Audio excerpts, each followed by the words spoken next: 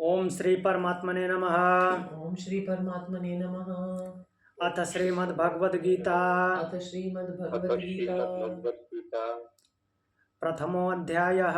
प्रथमोऽध्यायः। ओम पूर्णमदा पूर्णमदा पूर्णमिदं पूर्णमिदं पूर्णात् पूर्णमुदच्यते पूर्णमुदच्यते पूर्णस्य पूर्णमादाय पूर्णमेवावशिष्यते। ओम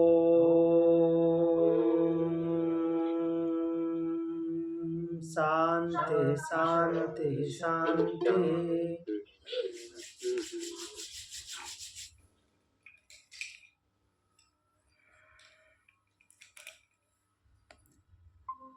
हम प्रथम अध्याय के तीसरे श्लोक पर थे। प्रथम अध्याय जो कि अर्जुन विषाद योग है, तो अर्जुन विषाद योग के तीसरे श्लोक पे थे। पहले श्लोक में राजा धृतराष्ट्र प्रश्न पूछते हैं। हस्तिनापुर राजभवन में बैठे हुए उनके सारथी और मंत्री संजय जो हैं उनसे प्रश्न पूछते हैं। संजय जिनको कि विवेक का प्रतीक मानते हैं, और धृतराष्ट्र को हमने देखा कि अंधे मन की अंधे जो अंधा चित्त है उसकी जिज्ञासा है, वो जानने की इच्छा है उनको कि क्या चल रहा है। तो जो संजय हैं वो बताते हैं कि ये दुर्योधन, जिसको कि युद्ध भूमि में राजा के प्रतिनिधि के रूप में राजा बोलते हुए रिप्रेजेंट कर रहे हैं, वहाँ पे उनको राजा संबोधित कर रहे हैं और बोलते हैं कि वो आचार्य द्रोण के पास गए हुए हैं। आचार्य द्रोण के पास जाते हैं और आचार्य द्रोण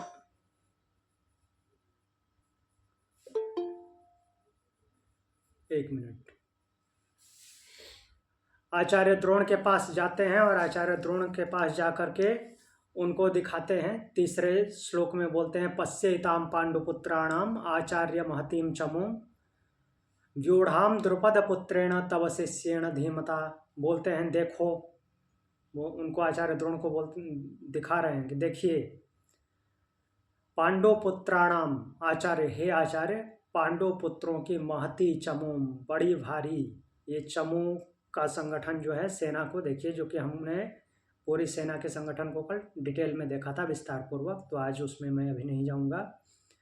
व्यूढ़ाम द्रुपद पुत्रेण,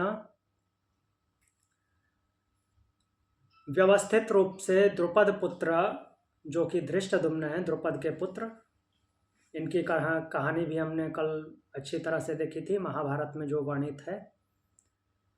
द्रुपद के पुत्र धृष्टद्युम्न है जो कि पांडवों के सेनापति हैं, प्रधान सेनापति। उधर कौरवों के प्रधान सेनापति कौन है? पितामह भीष्म। तो पितामह भीष्म कौरवों के सेनापति और पांडवों के सेनापति धृष्टद्युम्न, द्रौपदी के भाई, द्रुपद के पुत्र। उन्हीं को बोल रहे हैं कि तव शिष्येण धीमता, आपके धीमता, धीमता मीन्स जिसकी बुद्धि कुशाग्र है, तो अर्थात बुद्धिमान, आपके ही बुद्धिमान शिष्य द्रुपद पुत्र धृष्टद्युम्न ने सुव्यवस्थित संरचना खड़ी की है सेना की। तो यहाँ पे एक प्रकार से दो लक्ष्य करके दुर्योधन बोल रहे हैं। उनको द्रुपद का पुत्र बोल रहे हैं, याद दिला रहे हैं द्रुपद की कि द्रुपद आपके दुश्मन हैं, उनका ही पुत्र है जो कि आपका शिष्य है। आपने कैसा शिष्य तैयार किया है जो आपको ही मारने वाला है, और उसका सेना का संगठन देखिए, आपके ही विपक्ष में सेना खड़ी कर दिया है, और वो भी संगठित सेना है। तो कल मैंने दुर्योधन के लिए भय शब्द का यूज किया था कि वो डर गया है, तो यहाँ पे उसका डरना मतलब वो डर नहीं समझना है जैसे कि बाद में अर्जुन का होगा जो कि कांप रहा है। उसका डर उस टाइप का है कि वो इनसिक्योर है, सामने खड़ी हुई सुव्यवस्थित सेना को देख करके इनसिक्योर, असुरक्षा महसूस कर रहा है कि इनकी जो व्यवस्था है इनको तोड़ा कैसे जाए। तो अब आगे चलते हैं, आगे सूत्र में, आगे श्लोक में, 4 नंबर श्लोक।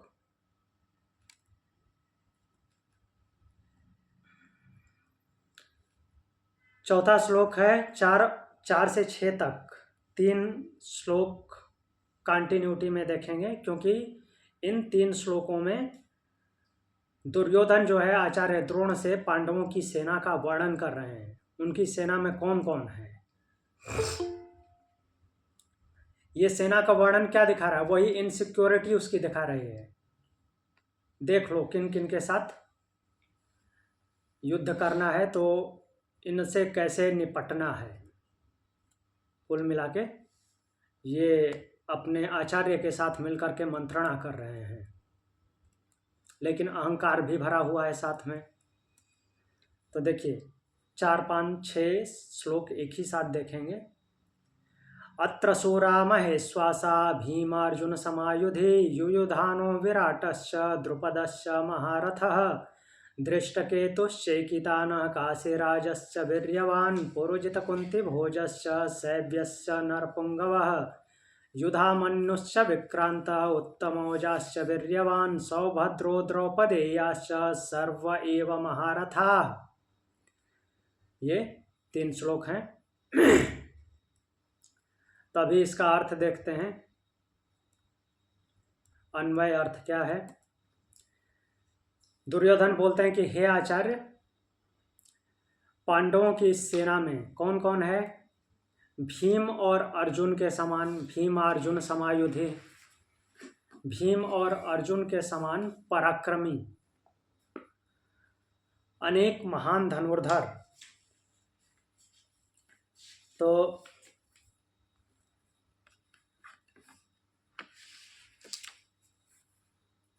यहाँ पे बोल रहे हैं कि युयोधानो विराटश्च द्रुपदश्च महारथा, नाम भी बता रहे हैं। अत्र सूरा महेश्वासा, महेश्वासा मीन्स महान धनुष को धारण करने वाले, भीम और अर्जुन के समान युद्ध में कुशल, भीम और अर्जुन के समान युद्ध कौशल रखने वाले जो वीर उपस्थित हैं उनका नाम गिना रहे हैं। युयोधान, विराट, द्रुपद, धृष्टकेतु, चेकितान, काशीराज, पुरोजित, कुंतीभोज, सैव्य, ये सारे राजाओं के नाम हैं, अलग अलग जगह से आए हैं।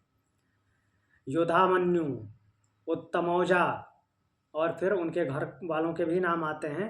अभिमन्यु जो कि सुभद्रा पुत्र है, तथा द्रौपदी के पुत्र, द्रौपदी के 5 पुत्र हैं वहाँ पे। बोल रहे हैं कि ये सब के सब क्या हैं, महारथी हैं। महारथी, सब महारथी किसे बोलते हैं। महारथी उसे बोलते हैं जो 10,000 सैनिकों का संचालन करे या 10,000 सैनिकों से अकेले युद्ध करने में समर्थ हो। तो उसको महारथी बोलते हैं। तो इन सबको वो महारथी बोल रहे हैं। युयोधान, विराट, द्रुपद, धृष्टकेतु, चेकितान, काशीराज, पुरोजित, कुंतीभोज, सैव्य, युधामन्यु, उत्तमौजा, अभिमन्यु तथा द्रौपदी के 5 पुत्र। और दुर्योधन आचार्य को बताते हुए क्या बोल रहे हैं कि ये सब के सब कैसे हैं, महान धनुष को धारण करने वाले हैं, महेश्वासा। और कैसे हैं, भीम अर्जुन समायुधि, भीम और अर्जुन के समान युद्ध कला में निपुण हैं। अर्थात दुर्योधन को भीम और अर्जुन अच्छे से याद हैं।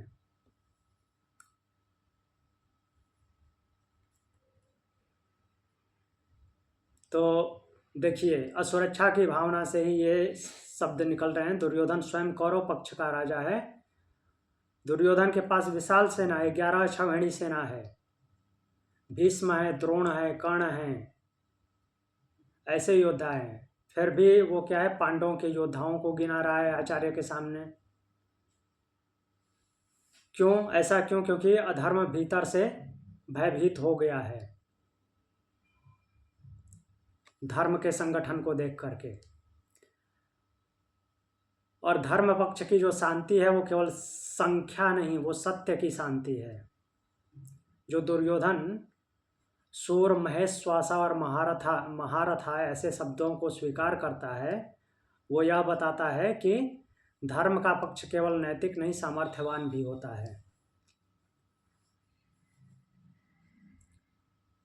आगे शब्द जो है सर्व एव महारथा, ये शब्द यूज किया गया है। सर्व एव महारथा, सब के सब महारथी हैं। तो यह संकेत है कि जब मनुष्य सत्य के मार्ग पर चलता है तो ईश्वर उसकी सहायता के लिए खड़ा होता है, धर्म अकेला नहीं होता।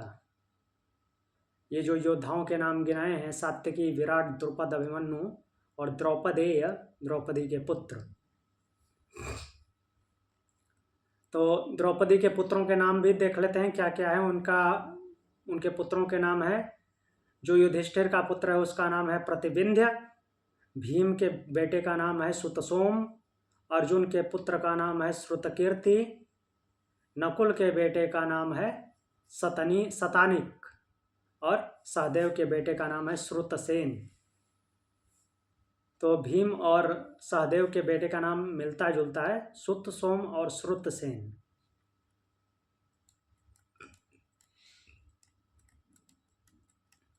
और ये द्रौपदी के पांचों पुत्र जो हैं लास्ट में महाभारत के अंत में अश्वत्थामा के द्वारा मारे जाते हैं छल से। वो पांडवों को मारने के चक्कर में उनके पुत्रों को मार देता है युद्ध के अंत में।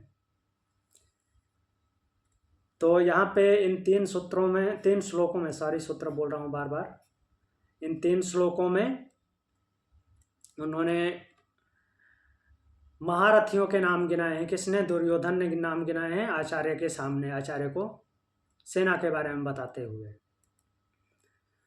फिर अब आगे बोलते हैं, उनकी सेना के बारे में तो बता दिया, इतने सारे नाम गिनाए। अब 7वां श्लोक बोलते हैं कि अस्माकं तो विशिष्टाये तान्निबोध द्विजोत्तमा नायका मम सैन्यस्य संज्ञार्थम तान प्रवीमिते। तब अपने पक्ष वालों को गिनाएंगे कि हमारे पक्ष में कौन कौन है। बोल रहे हैं कि हे द्विजोत्तम, द्विजों में उत्तम। किसको संबोधित कर रहे हैं? आचार्य को, द्रोणाचार्य को। हमारे पक्ष में भी जो विशिष्ट योद्धा हैं, जो श्रेष्ठ योद्धा हैं, उन्हें भी आप जानिए। मेरी सेना में जो सेना में जो योद्धा हैं उनकी पहचान के लिए मैं आपको बताता हूँ। ये सूत्र बोल रहा है, श्लोक बोल रहा है। तो इस श्लोक में दुर्योधन कहते हैं कि हमारे पक्ष के प्रमुख योद्धाओं को भी सुनिए। दुर्योधन अपनी सेना का उल्लेख प्रारंभ करता है। यह श्लोक देखने में साधारण है, परंतु इसके भीतर दुर्योधन की मन स्थिति का गहरा मनोविज्ञान छिपा हुआ है। क्यों बता रहा है आचार्य को? अस्माकम तो विशिष्टा, ये शब्द है, ये सेंटेंस है श्लोक में।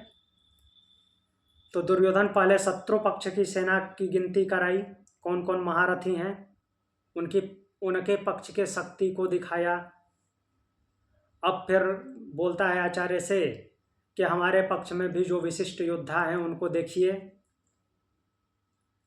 तो एक प्रकार से अपने आप को सामर्थ्यवान बनाने की कोशिश है। एक प्रकार से उनके विपक्ष में, मीन्स हमारे पक्ष में अब कौन कौन है, द्विजोत्तम करके संबोधित कर रहा है आचार्य को। तो जो द्विजोत्तम कहना है उसमें उसका केवल सम्मान, मीन्स केवल सम्मान के भाव से नहीं बोल रहा है उनको। यहाँ पे उनकी प्रतिष्ठा बढ़ा रहा है बोल करके। हाँ, प्रतिष्ठित हैं पहले से, लेकिन एक प्रकार से इस तरह से द्विजोत्तम बोल करके उनको और प्रतिष्ठित करना चाह रहा है। ये दिखाना चाह रहा है कि हमारे पक्ष में तो आप ही सर्वश्रेष्ठ हैं। और अपने पक्ष में उनको इसलिए भी लाना चाह रहा है क्योंकि उसको पता है कि अर्जुन इनका प्रिय शिष्य है, तो इनका इनका मन जो है पांडवों की तरफ न झुक जाए, तो इसलिए उनको अच्छे अच्छे शब्दों से संबोधित कर रहा है। फिर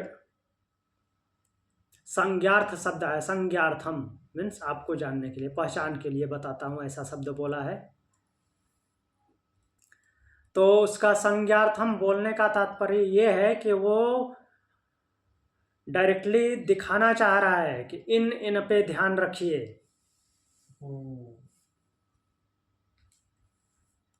ये मुख्य मुख्य योद्धा है, इन पे ध्यान रखना है, इनको कुछ नहीं होना चाहिए।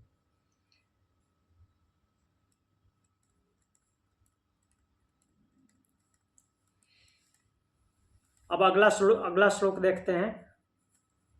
अगले श्लोक में बताएंगे कौन कौन है।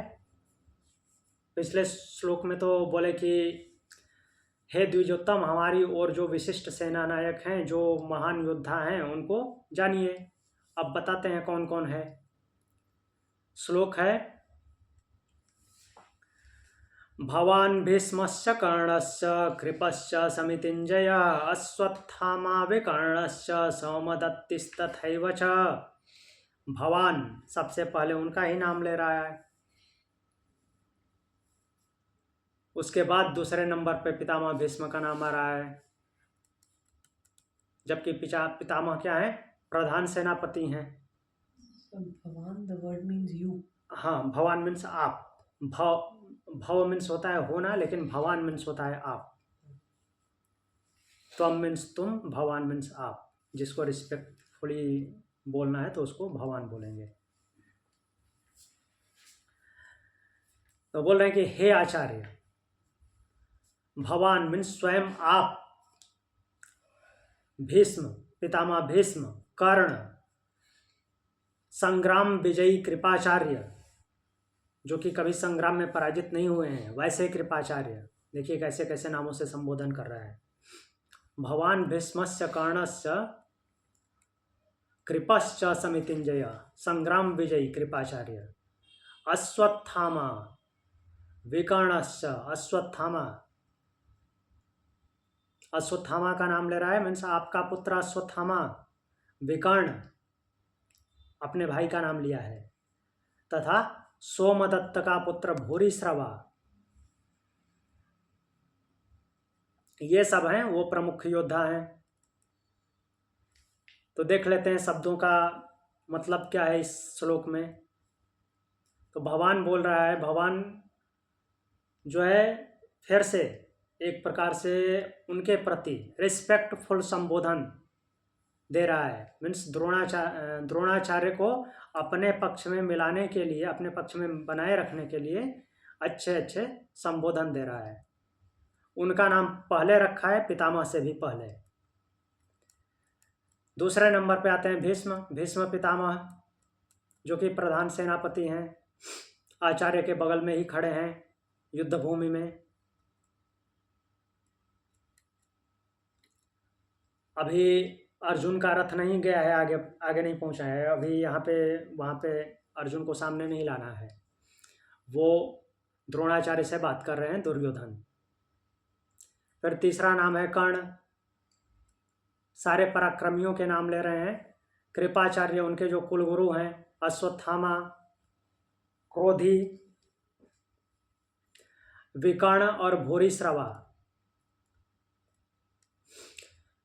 तो इसमें से जितने भी नाम लिए हैं, मैक्सिमम क्या सभी लोगों का चरित्र काफ़ी समय तक काफ़ी अच्छा रहा है। मीन्स काफ़ी मामलों में अच्छा, बहुत से मामलों में अच्छा रहा है। तो इसलिए भी इनका नाम गिना रहे हैं। और दूसरी बात, इन नामों को देख कर के दूसरे पक्ष में ये भी संदेश जाता है, दूसरी तरफ से अगर सोचे तो, कि कोई कितना भी महान हो, अगर अधर्म के पक्ष में खड़ा है तो वो अधर्मी ही समझा जाएगा।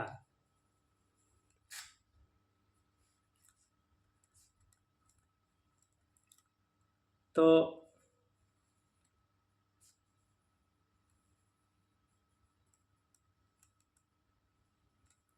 इसको और कैसे समझ सकते हैं, तो इतने प्रतिभावान लोग खड़े हैं, लेकिन प्रतिभावान होने से केवल काम नहीं चलता, धर्म की सही दिशा होनी चाहिए। अगर गलत धर्म की दिशा होगी, कर्तव्य पालन गलत होगा, तो प्रतिभा काम नहीं आएगी।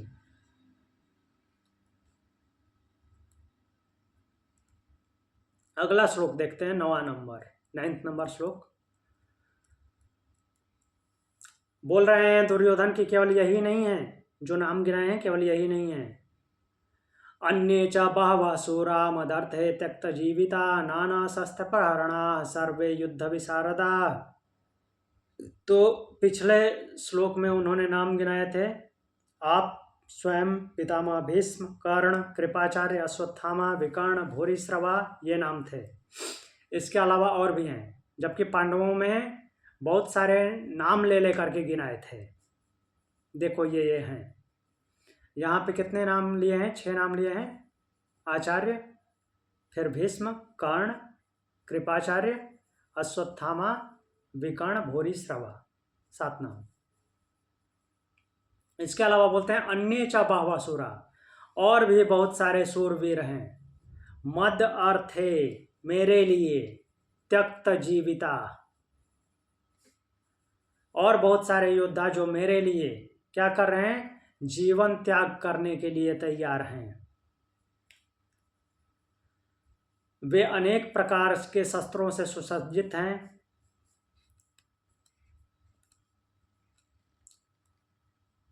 नाना शस्त्र प्रहरणा सर्वे युद्ध विशारदा, और सबके सब क्या हैं, युद्ध कला में निपुण हैं, पारंगत हैं।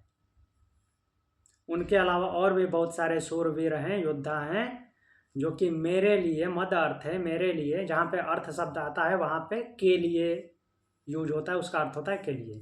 तो मेरे लिए जीवन त्याग करने के लिए तैयार हैं, और अनेक शस्त्रों से सुसज्जित होकर के इस युद्ध भूमि में खड़े हैं, जो कि युद्ध कला में निपुण है सबके सब।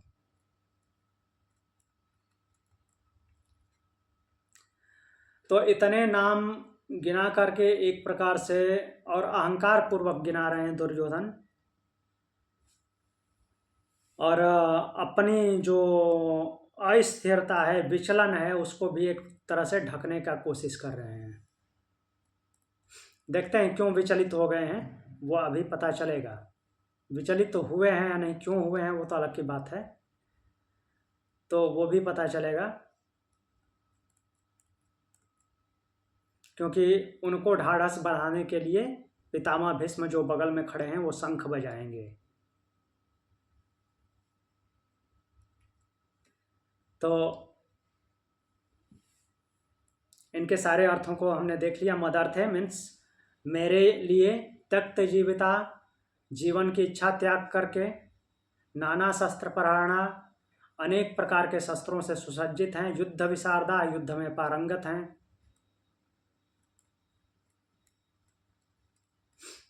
10वां श्लोक है,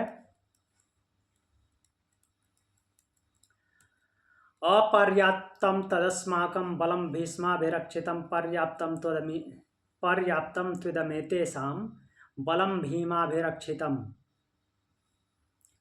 तो पिछले श्लोक में क्या बोले थे कि जो 8वें श्लोक में नाम गिनाए थे, उसके अलावा और भी अनेक शूरवीर हैं जो मेरे लिए अपने प्राण त्याग करके, मीन्स प्राणों की बलि देने के लिए, आहुति देने के लिए इस युद्ध भूमि में खड़े हैं, और वे सब के सब युद्ध कला में निपुण हैं। अब यहाँ पे बोल रहे हैं कि अपर्याप्तम, अपर्याप्त है, तदस्माकम बलम भीष्माभिरक्षितम, हमारी सेना जो है वो अपर्याप्त है। तद अस्माकम, वह हमारी सेना अपर्याप्त है। बलम भीष्माभिरक्षितम, जो कि भीष्म के द्वारा संरक्षित है, पितामह भीष्म के द्वारा संरक्षित सेना, हमारी सेना अपर्याप्त है। पर्याप्तम त्विदमेतेषां बलम भीमाभिरक्षितम, और जो भीम के द्वारा रक्षित सेना है, ये नहीं बोल रहे हैं कि धृष्टद्युम्न के द्वारा रक्षित है, क्योंकि दूसरे पक्ष में शक्तिशाली योद्धा कौन है? भीम है। इनके पक्ष में सर्वशक्तिशाली योद्धा कौन है? पितामह भीष्म है। पितामह भीष्म सबसे वयोवृद्ध हैं, लेकिन उनको टक्कर देने वाला कोई नहीं है, दोनों सेनाओं में कोई नहीं है। लेकिन उनकी सेना में जो सर्वसमर्थ है वो है भीम, पावर में। तो इसलिए भीम का नाम लेकर के बोल रहे हैं कि भीम के द्वारा रक्षित उनकी सेना पर्याप्त है और भीष्म पितामह द्वारा रक्षित हमारी सेना अपर्याप्त है। इसका अर्थ दो तरह से निकाला जा सकता है, क्योंकि यहाँ पे महर्षि वेदव्यास जी नहीं बताने आ रहे हैं कि क्या सही हो सकता है। यहाँ पे एक तरह से ये भी अर्थ निकल सकता है कि वो बोल रहा है कि जो हमारी सेना है भीष्म के द्वारा रक्षित है वो अपर्याप्त, बोलने का मतलब कि जीतने के लिए अपर्याप्त है, दूसरों के द्वारा जीती नहीं जा सकती, इस तरह से। और भीम द्वारा रक्षित जो सेना है वो जीतने के लिए मीन्स दूसरे के द्वारा जीतने में पर्याप्त है, अर्थात सहज है। दूसरा अर्थ क्या निकल सकता है? उसकी स्थिति डगमगाई हुई है, इनसिक्योर फील कर रहा है, असुरक्षा की भावना में है और उनकी दृढ़ रचना देखी है, व्यूहाकार रचना है सामने खड़ी। तो उसको देख करके वो क्या बोल रहा है कि जो पितामह भीष्म के शक्तियों से रक्षित हमारी सेना है वो अपर्याप्त है, अर्थात उनकी सेना को जीत सकती है कि नहीं जीत सकती ये कोई कन्फर्म नहीं है, ये पर्याप्त मालूम नहीं होती सेना, जबकि उनकी सेना का संगठन अच्छा है, इसलिए वो सेना पर्याप्त है किसी से भी टक्कर लेने के लिए। दूसरा अर्थ ये हो सकता है उसकी अस्थिरता देखते हुए, क्योंकि उनकी आपस में बात चल रही है, वो किसी दूसरे से शत्रु पक्ष से उसको उसकी बात नहीं सुनाई दे रही है, शत्रु पक्ष उसकी बात नहीं सुन रहा है, तो वो आचार्य से ये संवाद कर रहा है, आचार्य से संवाद कर रहा है तो अपनी कमजोरी को बता सकता है वहाँ पे। तो अपनी कमजोरी को ही प्रकट करते हुए बोल रहा है कि हमारी सेना का संगठन अच्छा नहीं है, वो पर्याप्त नहीं है किसी सेना को जीतने में। और उनकी सेना का संगठन देखिए पूरी तरह से व्यवस्थित है, उनकी सेना किसी से भी टक्कर लेने में पर्याप्त है, सक्षम है।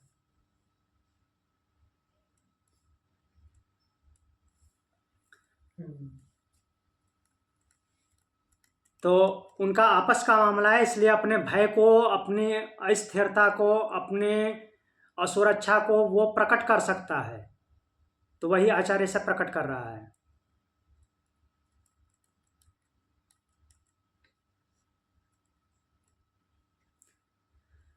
तो पर्याप्त और अपर्याप्त का जो रहस्य है वो संख्या में नहीं धर्म में है। यहाँ पे संख्या बड़ी हो जाने से कोई जीत जाएगा ये कोई जरूरी नहीं है। यहाँ पे यही गूढ़ सत्य प्रकट हो रहा है। कौरव अधिक संख्या में है, अर्थात उनकी सेना अधिक है, 4 अक्षौहिणी ज्यादा है।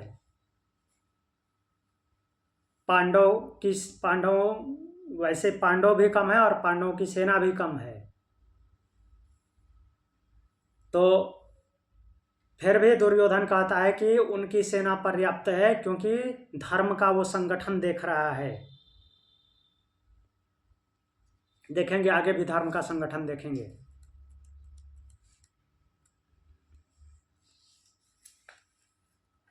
11वां श्लोक बोल रहे हैं, अयनेषु च सर्वेषु यथा भागम अवस्थिता भीष्ममेवाभिरक्षन्तो भवन्तः सर्व एव ही। अब देखिए असुरक्षा यहाँ पे प्रतीत हो रही है, दिख रही है दुर्योधन की असुरक्षा। अब इस श्लोक में क्या बोल रहे हैं? पिछले श्लोक में बोले थे कि भीष्म द्वारा रक्षित हमारी सेना पर्याप्त नहीं है, अपर्याप्त है, और भीम के द्वारा रक्षित सेना पर्याप्त है। तो ये असुरक्षा को ही उजागर कर रही है और इसमें वो उसकी पुष्टि हो रही है। क्यों? क्योंकि बोल रहे हैं अयनेषु च सर्वेषु यथा भागम अवस्थिता। देख लेते हैं क्या बोल रहे हैं कि आप सब लोग, द्रोणाचार्य को संबोधित करते हुए बोल रहे हैं कि आप सब लोग जितने भी योद्धा हैं, ये सभी अपने अपने जगह पे अपने अपने मोर्चों पर स्थित रहते हुए क्या करें? भीष्म पितामह की विशेष रूप से रक्षा करें, क्योंकि डर है भीष्म पितामह को कुछ हो ना जाए। भीष्म पितामह ही वो योद्धा हैं जो हमें विजय का स्वाद चखा सकते हैं। तो इसलिए हर तरफ से अपने अपने मोर्चे पर डटे हुए पितामह भीष्म की रक्षा करें, ऐसा निर्देश है दुर्योधन का। तो भीष्म पितामह क्या है? कौरव सेना के केंद्र हैं, प्रधान सेनापति तो है ही और सबसे बड़े योद्धा हैं। और वो केवल योद्धा ही नहीं है, कौरव सेना के मनोबल हैं। वो जब तक खड़े हैं तब तक कौरव सेना का मनोबल बना हुआ है। एक प्रकार से क्या बोल सकते हैं कि कौरव सेना के बरगद के वृक्ष हैं। तो दुर्योधन जानता है कि पितामह भीष्म नहीं गिरने चाहिए। पितामह भीष्म अगर गिरे तो फिर सेना बिखर जाएगी। ये अधर्म की सेना का इसके स्तंभ जो हैं वो ढह जाएंगे। तो इसलिए बोल रहे हैं कि भीष्म में व अभिरक्षन्तु, हर तरफ से भीष्म की ही रक्षा करें। क्यों? क्योंकि अधर्म की जो शक्ति है, अधर्म की सेना संगठित नहीं है। कुछ ही लोग हैं जिनका कि जो अधर्म के पक्ष में खड़े हैं, बट उनके चरित्रों के बल पे वो सेना संगठित है। वो जैसे ही गिरे सेना धराशायी हो जाएगी। तो इसलिए पितामह भीष्म पे विशेष जोर दिया जा रहा है। यथा भागम अवस्थिता, तो जहां जहां पे खड़े हैं उस व्यवस्था में उनकी रक्षा करें।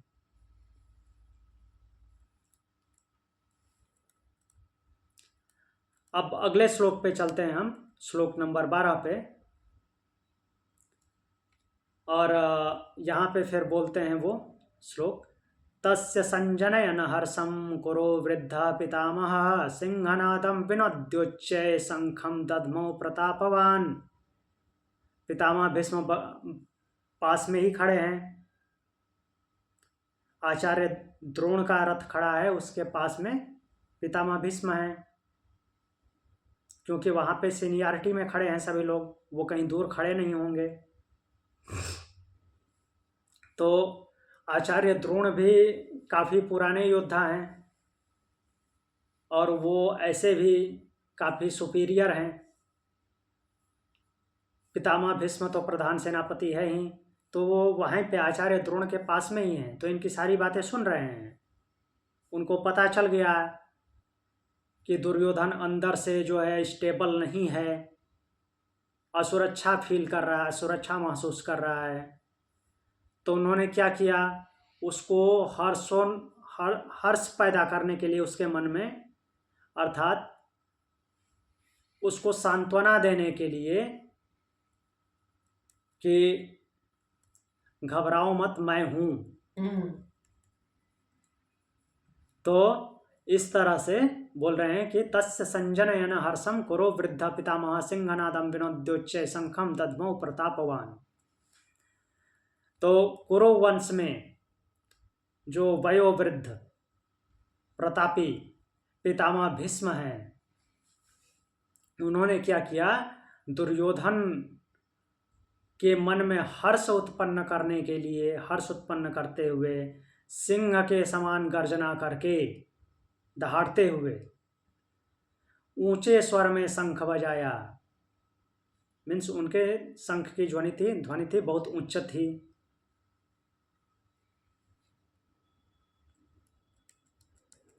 तस्य संजनयन हर्षम, उसके, किसके, दुर्योधन के मन में हर्ष उत्पन्न करने के लिए, अर्थात उसका मनोबल डगमगा रहा है, ये देख लिए पितामह भीष्म।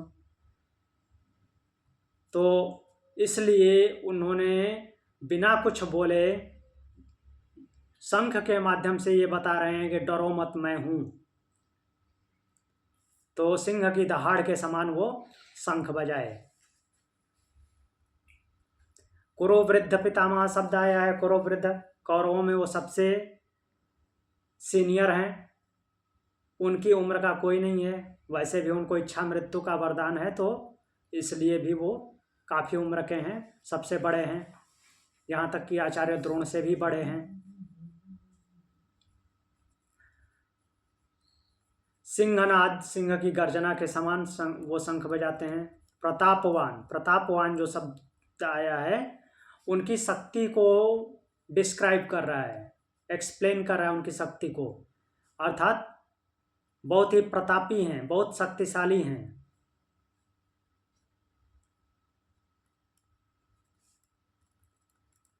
13वां श्लोक देखते हैं। ततः शंखाश्च भैर्यश्च पड़वानक गोमुखा सहसैवाभ्य हन्यन्त सशब्दस्तु मूलोऽभवत्। ततः मीन्स उसके बाद, शंखाश्च भैर्यश्च पड़वानक गोमुखा, शंख, भेरी, पड़वानक, गोमुख, इनका सब अर्थ देखते हैं। उसके बाद शंख, नगाड़े, ढोल, तुरहियां, बड़े ढोल तुरहियां अचानक एक साथ बज उठे। किसकी तरफ से? कौरवों की तरफ से। क्यों? क्योंकि पितामह ने शंख बजाया, तो उनके शंख के साथ और प्रोत्साहन के लिए ये शंख, नगाड़े, ढोल और बड़े बड़े ढोलक, तुरहियां, ये सब अचानक बजने लगे और इनका शब्द अत्यंत विशाल हुआ, भयंकर शब्द हुआ। इतने सारे नगाड़े बजे, ढोल नगाड़े और शंख बजेंगे तो होगा ही। तो इन वाद्य यंत्रों की जो आवाज़ है, अब इनको कैसे देखा जाए। यह क्या है? एक सामुदायिक नाद है, सामुदायिक शोर हुआ जो कि युद्ध भूमि को कंपित कर देता है। तो इस ध्वनि को इस रूप में देखा जाता है कि यह जो है, ये एक प्रकार से शक्ति प्रदर्शन हुआ है कौरवों की तरफ से, और ये महासंघर्ष का उद्घोष भी है कि हाँ, हम तैयार हैं संघर्ष करने के लिए, जिसकी शुरुआत मीन्स शंखनाद से आचार्य ने नहीं, पितामह भीष्म ने की। और बाकी सारे जो उनके पीछे शंख, नगाड़े, ढोल वगैरह बचे, तो ये एक प्रकार से अपनी सेना के अहंकार का प्रदर्शन भी है, शक्ति प्रदर्शन जिसको बोल सकते हैं कि हमारी सेना बड़ी है।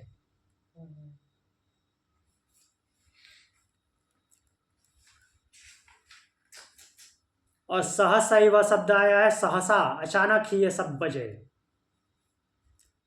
धीरे धीरे नहीं हुआ, अचानक से बजा यह सब। तो यह जीवन का भी सत्य है। जब क्या होता है, सहसा अचानक से संकट आता है, तो क्या होती है, मनुष्य के भीतर अचानक युद्ध भूमि का निर्माण हो जाता है, खलबली मच जाती है। वैसे ही इनमें खलबली मची हुई है, एक ही बार में सारे के सारे ढोल नगाड़े सब कुछ पीटने लगे।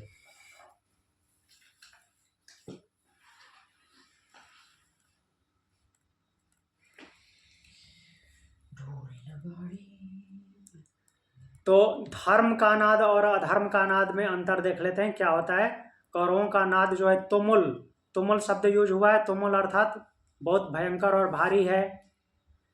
अब आगे पांडवों का भी नाद होगा, शंखनाद, जो कि दिव्य और प्रेरणा वाला होगा। उनमें ढोल नगाड़े नहीं बजेंगे। ये अंतर है धर्म और अधर्म के नाद में। जो अधर्म है वो शोर मचाता है, और जो धर्म है वो उद्घोष करता है।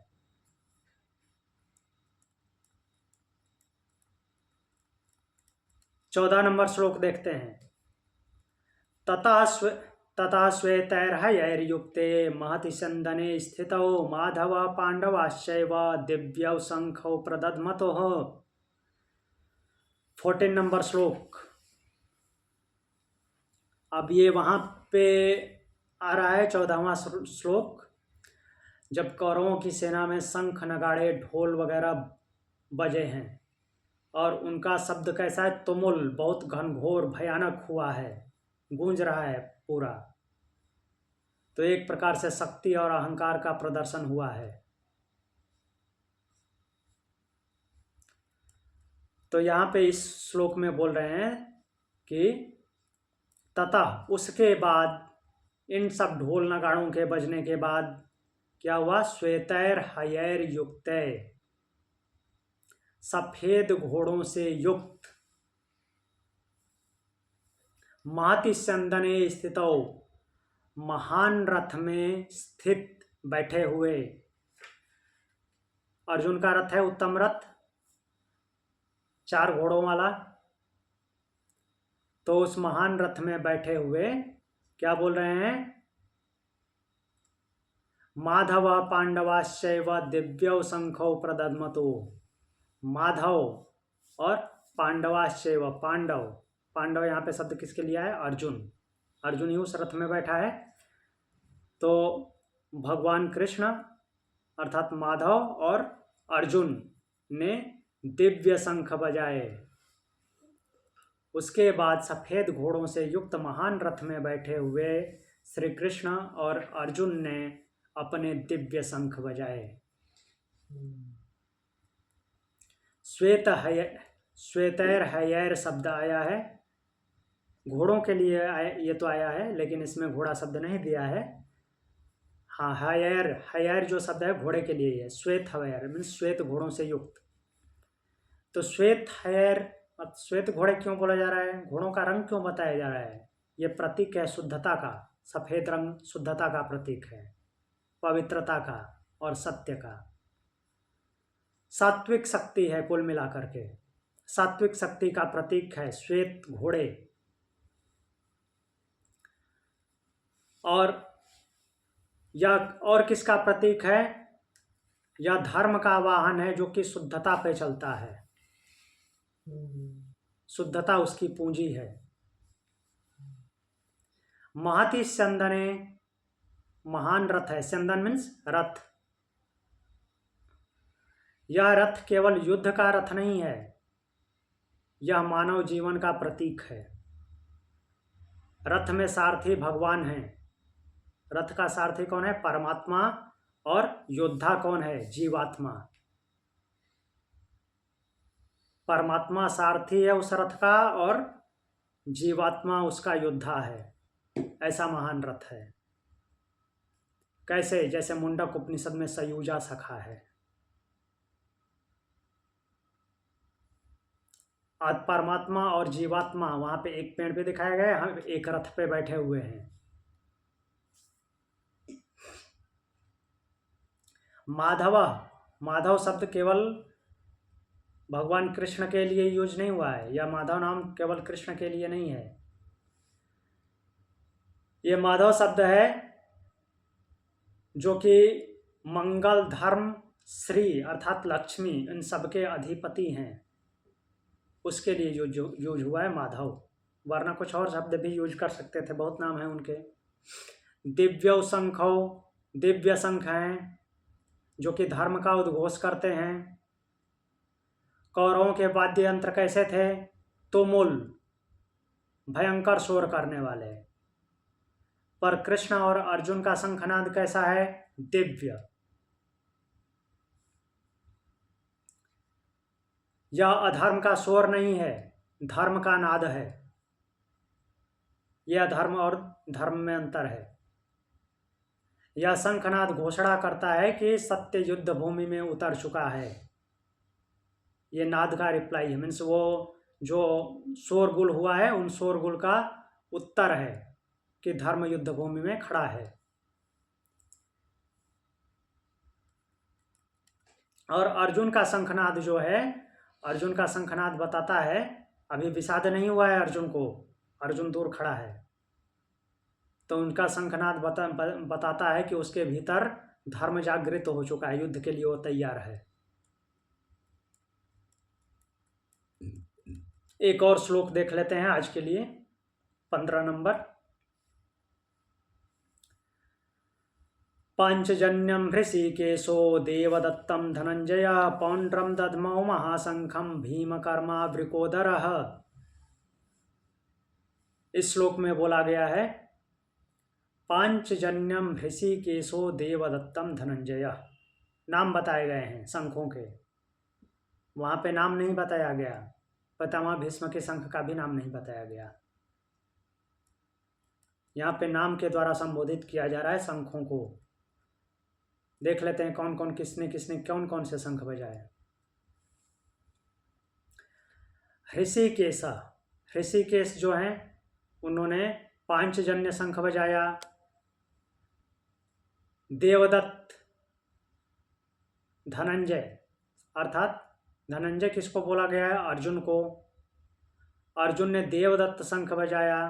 और भीम कर्म करने वाले बड़े उदर वाले भीम ने पौंड्र नामक शंख बजाया, पौंड्र नामक महाशंख बजाया।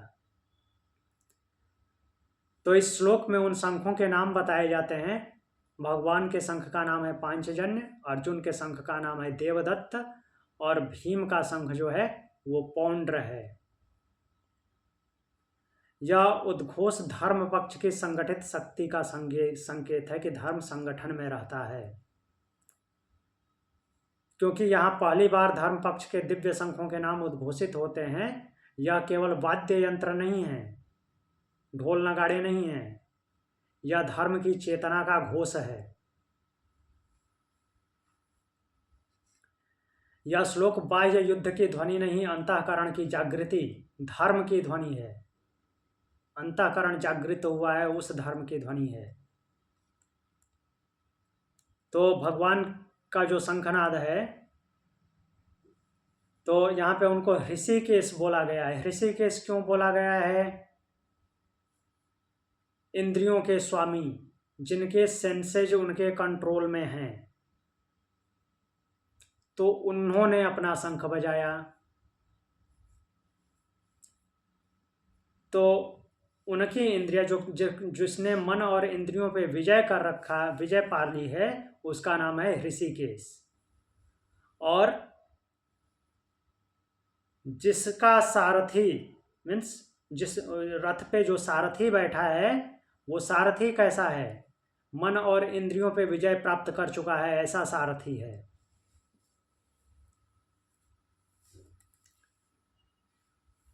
फिर देवदत्त धनंजय, धनंजय ने देवदत्त नामक शंख बजाया। धनंजय बोला गया है धन का अर्जन करने वाला, धन इकट्ठा करने वाला। ये शब्द, ये नाम उनको तब दिया गया था अर्जुन को, जब वो राजस्व यज्ञ में कर वसूली कर रहे थे, टैक्स ले रहे थे राजाओं से। तो उस टाइम पे इनका नाम धनंजय दिया गया था। बट धनंजय का अर्थ केवल धन अर्जित करने वाला से उनका संबोधन नहीं है, वो सब कुछ जो कि धर्म के पक्ष में होता है, वो सब कुछ अर्जित करने वाला है। देवदत्त जो उनके शंख का नाम है, उसका अर्थ ये हुआ कि देवों द्वारा प्रदत्त है, वो देवों द्वारा, देवताओं के द्वारा दिया गया, जो यह सूचित करता है कि जब साधक धर्म के मार्ग पर होता है तो उसकी जो शक्ति होती है वो ईश्वर से प्राप्त होती है, देवताओं से प्राप्त होती है। पौंड्रम दद्मौ महाशंखम, तो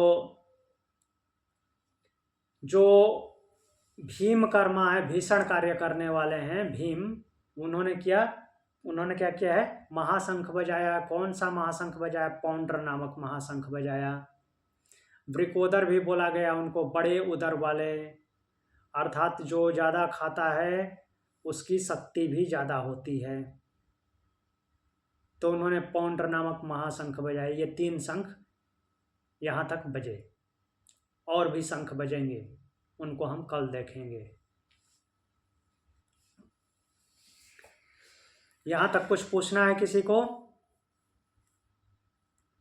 तो देख लीजिए। पांचजन्य जो है आत्मसंयम का प्रतीक है। भगवान का जो शंख है आत्मसंयम, क्योंकि उनकी सेंसेज अपने वश में है। ऋषिकेश नाम आया उनका। देवदत्त जो है वो आत्मविश्वास का प्रतीक है, और पौंड्र साहस और शक्ति का प्रतीक है। किसी का कोई प्रश्न है? अगर प्रश्न नहीं है तो आंख बंद करके बैठिए, एक बार रिवीजन कर लेते हैं ध्यान करके। बहुत सारे श्लोक देख लिए आज। 4 नंबर से शुरू करते हैं।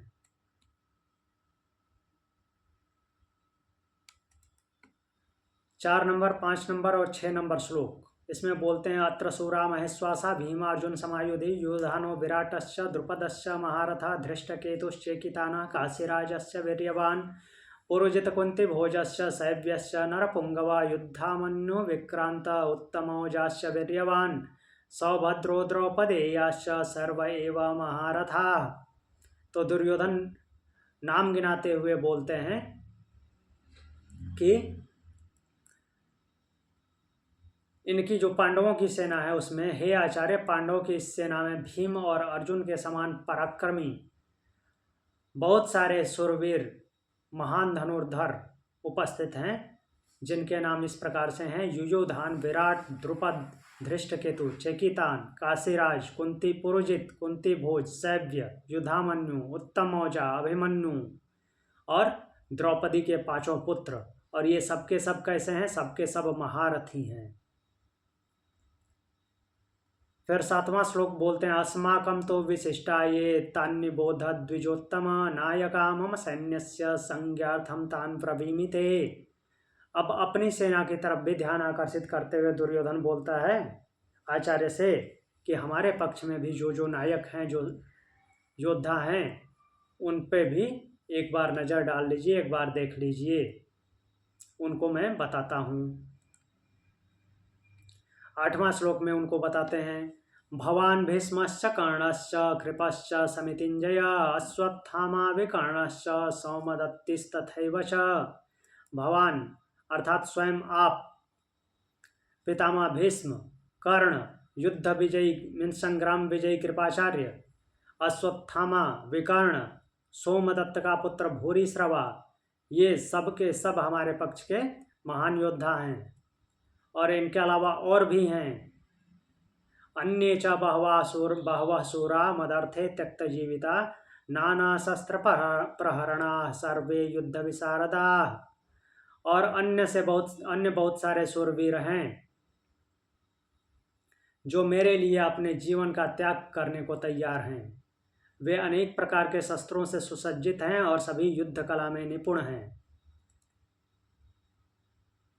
फिर 10वां श्लोक बोलते हैं अपर्याप्तम तदस्माकं बलम भीष्माभिरक्षितम पर्याप्तम तुदमे तेषां बलम भीमाभिरक्षितम। वह आचार्य से मंत्रणा करते हुए बोलता है कि हमारी सेना व्यवस्थित नहीं दिख रही है, अतः भीष्म द्वारा, पितामह भीष्म द्वारा संरक्षित यह सेना अपर्याप्त है, किसी को जीतने में पर्याप्त दिखाई नहीं दे रही है। जबकि भीम के द्वारा जो रक्षित सेना है उसका गठन अर्थात जो व्यवस्था है वो अत्यंत सुदृढ़ है और वह पर्याप्त सेना दिख रही है।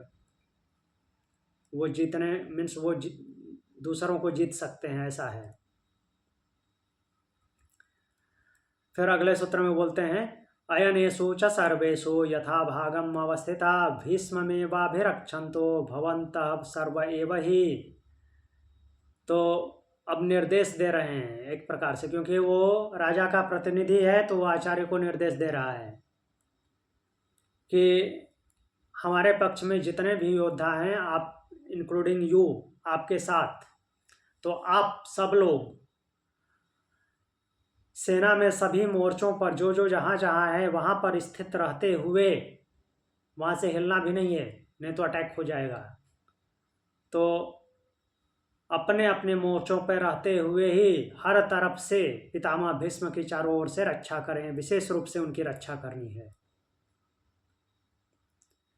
12वें श्लोक में बोलते हैं, तस्य संजनयन हर्षम कुरु वृद्ध पितामह सिंहनादम विनोदच्चय शंखम दद्मौ प्रतापवान। तो पितामह भीष्म सुन रहे हैं वहीं पे खड़े खड़े, तो उनको अनुभव होता है कि मेरा पोता लग रहा है, डरा हुआ है, भयभीत है, अंदर से सुरक्षित अनुभव नहीं कर रहा है। तो उन्होंने सिंहनाद के समान, शेर की दहाड़ के समान उच्च स्वर में शंख बजाया। क्यों, किस लिए? ताकि दुर्योधन के मन में हर्ष उत्पन्न हो, जो असुरक्षा की भावना बनी हुई है वो खत्म हो जाए। और उनका शंख बजाते ही पीछे से क्या हुआ, तथा शंखाश्च भैर्यश्च पणवानक गोमुखा सहसैवाभ्य हन्यंत सशब्दस्तुमुलो भवत्। तो उनके शंख बजाते ही बहुत सारे शंख, भेरी, नगाड़े और बड़े बड़े जो नगाड़े रखे थे, गोमुख जो कि तुरही वगैरह होते हैं, वे सब बज उठे और उन सब का शब्द अत्यंत भयानक हुआ, तुमुलो अभवत। अब ये सब होने के बाद क्या हुआ, जवाब भी आएगा दूसरे पक्ष से। तथा श्वेतैर्हयैर्युक्ते महति स्यन्दने स्थितौ माधव पांडवाश्चैव दिव्यौ शंखौ प्रदद्मतो। तथा उसके बाद श्वेत घोड़ों से युक्त महान रथ पर बैठे हुए माधव और अर्जुन, इन दोनों ने दिव्य शंखो प्रदद्मतो, दिव्य शंख बजाए। अगला श्लोक अब शंखों का नाम बता रहा है। 15वां श्लोक, पांचजन्यम हृषिकेशो देवदत्तम धनंजय पौंड्रम दद्मौ महाशंखम भीमकर्मा वृकोदरः। ऋषिकेश, भगवान ऋषिकेश ने पांचजन्य नामक धनंजय ने देवदत्त और भीषण कर्म करने वाले वृकोदर, बड़ी उदर वाले भीम ने पौंड्र नामक महाशंख बजाया। अब इसके आगे कौन कौन से शंख बजेंगे वो हम कल देखेंगे। आज के लिए इतना ही। प्रणाम। ओम शांति।